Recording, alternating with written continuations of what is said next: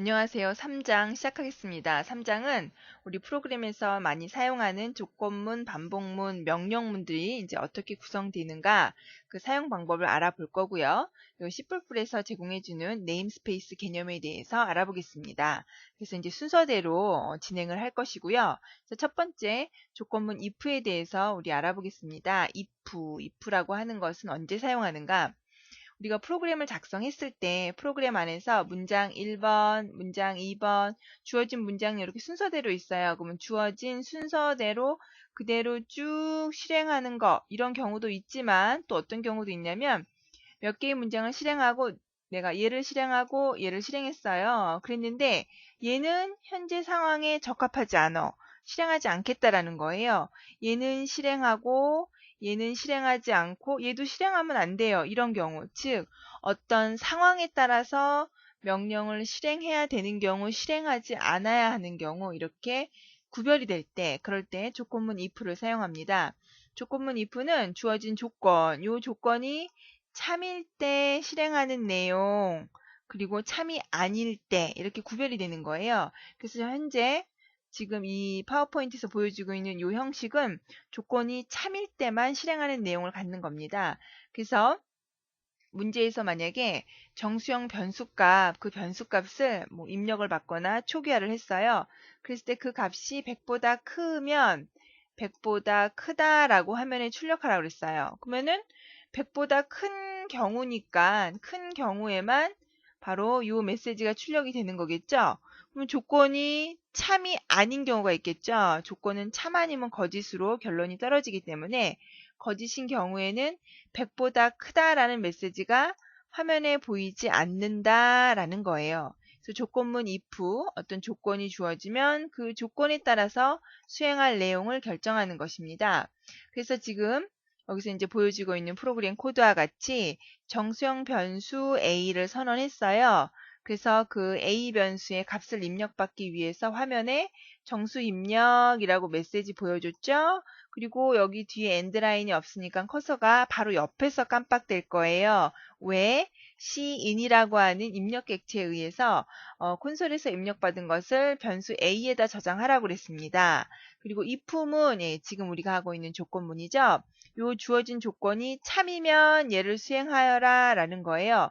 만약에 내가 변수 a에다가 323이라고 입력했어요. 그러면 변수 a 323은 크냐라고 물어본 거죠. 누구보다? 100보다. 그러면은 323은 100보다 크다라고 화면에 나오는 거죠. 그래서 이 문장은 변수 a가 100보다 큰 경우에만 실행이 되는 거예요.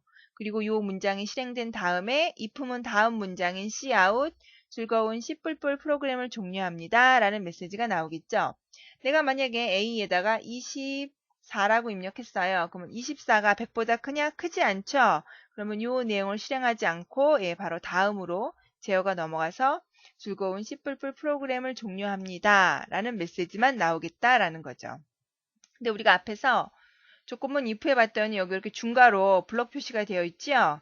이러한 중괄호가 표시되어 있는 경우는 조건이 참이야. 참인데 참일 때 실행할 내용이 앞에서는 하나의 문장이었죠?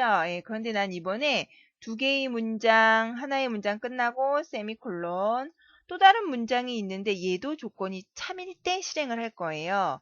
그래서 이렇게 세미콜론 찍어줬죠? 네, 이럴 때는 이 두 개의 문장이 조건이 참일 때 해당이 된다라고 범위를 표시해 줘야 돼요. 중괄호 열고 중괄호 닫게 되면은 이 중괄호 안에 있는 이 범위 안에 있는 내용이 조건이 참일 때 실행하는 내용이다라는 거예요. 그래서 if문 조건, 그 조건이 참일 때 실행하는 내용, 참일 때 실행하는 내용이 문장이 하나이면은 그냥 써줘도 되는데 문장이 여러 개일 때는 반드시 이렇게 블럭, 범위 표시를 해줘야 한다라는 거 기억해 두세요. 그리고 if문이 또 어떤 형태가 있느냐? if, else라는 형태가 있어요. 앞에서의 if는 조건이 참일 때만 실행했잖아요. 근데 이번에는 조건이 참일 때와 거짓일 때 실행하는 내용이 각각 달라. 그럴 때 사용하는 겁니다. 그래서 주어진 조건이 있으면 그 조건이 참일 때 실행하는 내용, 거짓일 때는 else 다음에 있는 내용을 실행하는 거예요. 역시 앞에서 했던 거와 마찬가지로 조건이 참일 때 실행할 내용이 문장이 하나야. 그럴 때는 중괄호 생략해도 되고요. 문장이 여러 개일 때는 반드시 중괄호를 표시해줘야 합니다.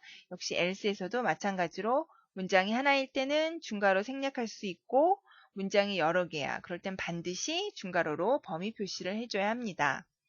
만약에 문제가 이렇게 나와 있습니다. 정수를 입력해서 입력한 정수가 100보다 크면 이라고 그랬어요. 100보다 크면 100보다 크다라고 출력하래요.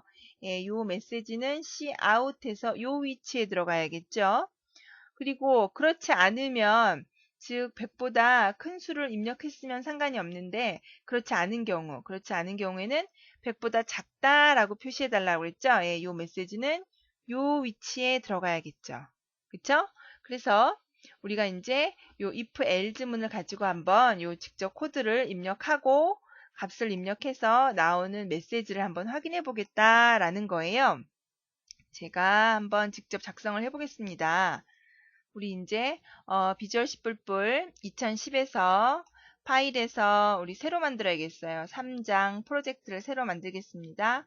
프로젝트 선택하고 우리 위치 잡아주기로 했죠. 저는 위치를 어디로 잡았었냐면 강의 중 실습에다 잡았어요. 그래서 여기다가 폴더 선택해주고 프로젝트 이름을 ch03으로 합니다. 그러면은 ch03 솔루션 밑에 프로젝트가 만들어졌었죠. 예, 콘솔 응용 프로그램 그리고 빈 프로젝트 선택한 다음에 마침 누르면은 프로젝트 생성됐었죠. 이거 여러분 다 아는 내용이죠. 직접 이렇게 실습하고 계시죠. 이제 소스 파일을 만들어 봐야겠어요. 우리가 이제 소스 파일을 만들 때 새로 만드는 경우 오른쪽 버튼 눌러주시고요. 추가 눌러주고 새 항목 눌러주는 거였죠. 그러면 이제 내가 C++ 파일을 만들겠다. 그리고 파일 이름을 주면 되는 거였잖아요. 여기 봤더니요. 현재 내가 만들어 놓은 솔루션 밑에 프로젝트에 파일이 들어가는 거 경로 가지고 우리 이 위치 가지고 확인할 수 있죠. 그래서 파일 이름을 ch03 언더바 이게 아마 책에 파일 이름이 제가 지금 정확히 기억이 안 나네요. 우선 01로 하겠습니다. 여러분 편의대로 하세요. 추가 버튼을 눌렀습니다. 그럼 이제 요 소스 파일을 만들라고 여기 커서가 깜빡대고 있죠? 예, 우리가 앞에서 계속해서 데이터 파일 만들었던 것처럼 똑같이 샵 include 써주시고요. 그리고 iostream 우리 요 iostream은 우리가 cout, cin 이렇게 입출력 객체 사용하잖아요. 그 정보를 가지고 있는 거예요. 그리고 using namespace 요건 이제 뒷부분에 우리가 namespace 배우면서 다시 얘가 왜 쓰이는지 알게 될 겁니다. integer main 함수라고 하는 것이 실행 파일을 만들어 주는 것이라고 그랬죠. 실행 파일을 만들 때 반드시 필요한 내용이라고 그랬어요. 요거는 이제 6장, 제 기억에 6장으로 기억하고 있어요. 이제 함수 배우면서 좀 더 정확하게 개념이 잡히실 거예요. 우선 기억해 주실 것은 처음 프로그램 실습할 때 현재 요 내용 반드시 써주고 중괄호 열었어요. 예, 우리 아까 중괄호 블럭을 표시했잖아요. 메인 함수의 블럭이 시작되는 거예요. 정수형 변수 A를 선언했습니다. 그리고 화면에 이제 메시지를 보여주기 위해서 정수 입력이라고 친절하게 메시지를 뿌려줬어요. 우리 메시지 입력하는 함수는 cin이었죠. 콘솔에서 입력한 내용을 이쪽 방향 A에다가 저장해달라 라고 했습니다. if 이제 물어봐야겠어요. A가 크냐? 얼마보다? 100보다 크면은 메시지를 뿌려주고 싶어요. 그냥 상수 안 하고 먼저 A를 해볼까요? A. 그러면은 변수 A에 저장된 값이 나오겠죠? A 값이 만약에 뭐 257이었어. 그럼 257은 한글이 나와야겠죠?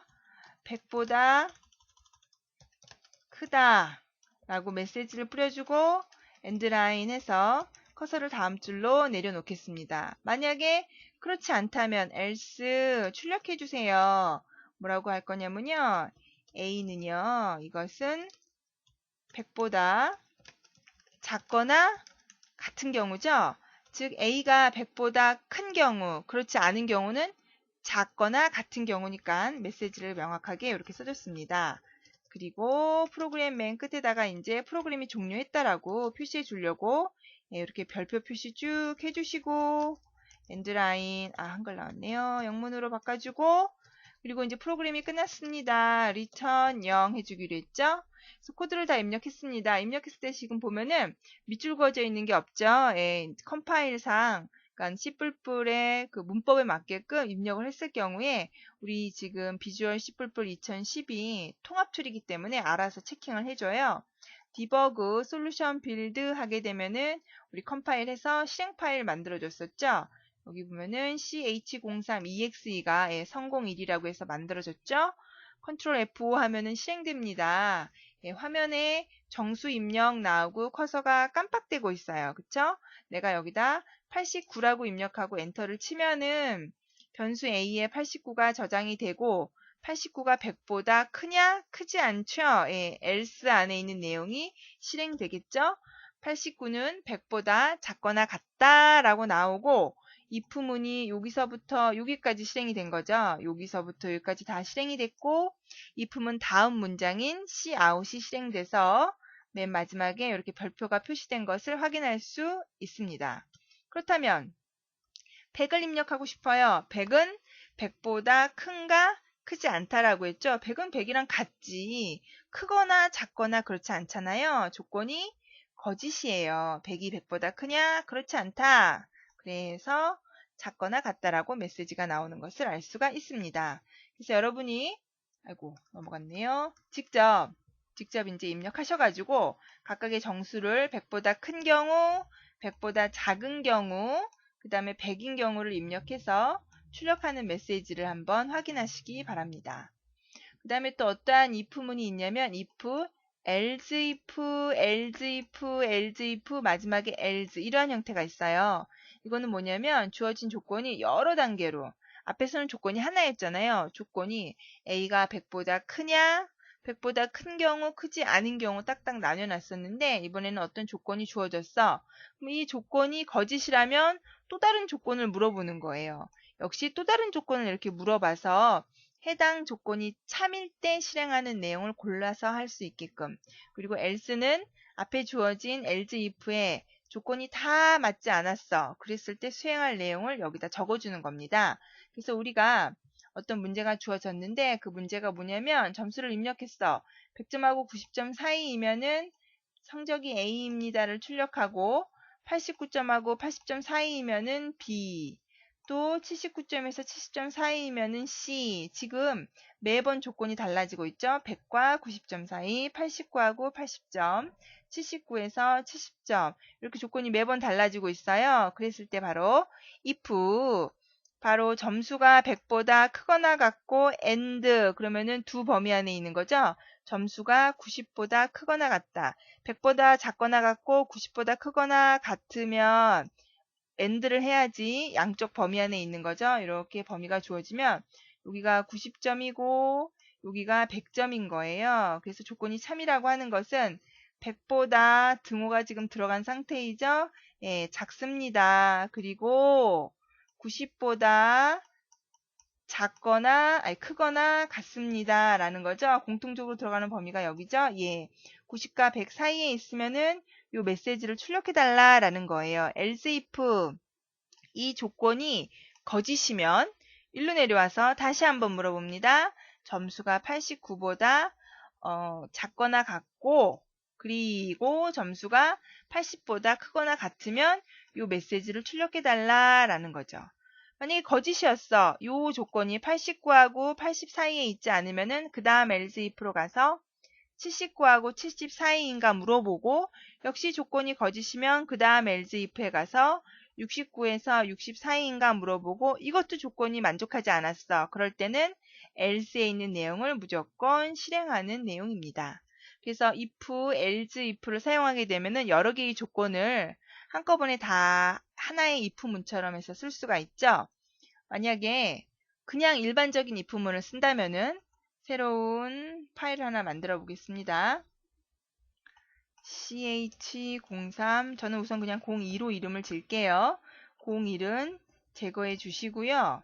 앞에서 했던 것처럼 include iostream 그대로 써주시고 using namespace std 한 다음에 integer main 여기까지 똑같았죠? 예, 이제 점수를 하나 입력받으려고 그래요. 그래서 화면에 메시지로 점수 입력이라고 메시지를 출력하게끔 해놨습니다.